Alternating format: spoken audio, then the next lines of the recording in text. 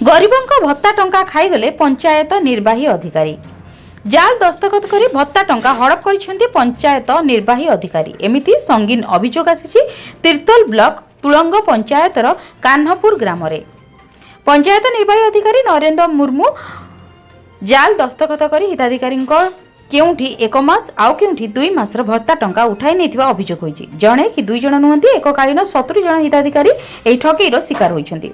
सरकार गरीब असहाय लोकंक पई पेंशन योजना माध्यम सहायता प्रदान करछन्ती हेले किछि असाधु सरकारी अधिकारी एवं कर्मचारी एही सहायता टंका को हड़प करबाकू करुथिबा नै आसुछि अभियोग। घटनार विरोध करबा सहित पंचायत कार्यालय फाटक रे मध्य ताला पकाई दैछन्ती हिताधिकारी माने, जाहाकू नै तिर्तोल वीडियोंक द्वारस्थ हेबे बोली हिताधिकारी माने कहिछन्ती।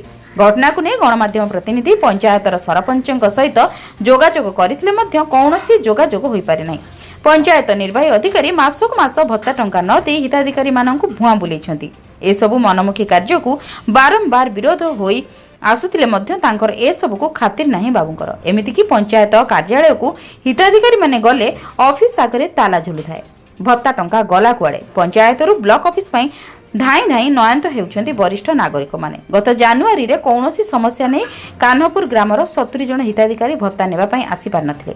सेही टंका को नरेंद्र मुर्मू जाल टिप और दस्तखत माध्यम रे उठाई नैछन्ती। घटनार तदंत करी कार्यानुष्ठान ग्रहण करिया पई हिताधिकारी माने दाबी करछन्ती, जाहाकु नै पंचायत परिसर रे भत्ता पई हिताधिकारी माने नाही नथिबा भिड़ देखिबाकू मिलछि। देखिबाकू बाकी रहिला भत्ता पाउथबा हिताधिकारी मानक समस्या केबे समाधान हेउछि।